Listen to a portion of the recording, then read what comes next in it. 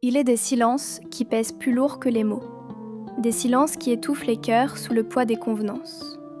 À Dakar, dans l'intimité d'une chambre marquée par le deuil, une femme s'apprête à briser ce sceau.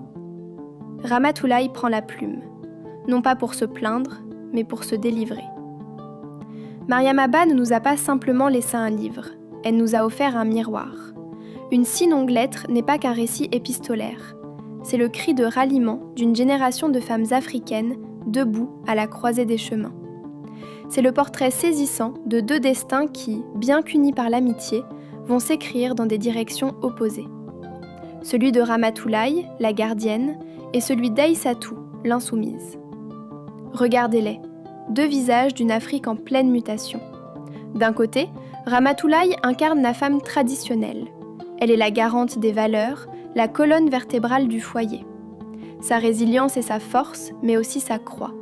Elle choisit de rester, de supporter l'ombre d'une seconde épouse par respect pour le sacré. Mais de l'autre côté, voyez Aïssatou, la femme moderne, celle qui refuse l'humiliation. Elle brise les chaînes séculaires du silence, claque la porte de la tradition pour conquérir son indépendance de l'autre côté de l'océan. Elle ne renie pas son sang, elle réclame son droit d'exister par elle-même. Plonger au cœur de ce texte, c'est assister à un duel fratricide entre ce que le cœur désire et ce que la coutume impose. Mariam Abba nous interroge.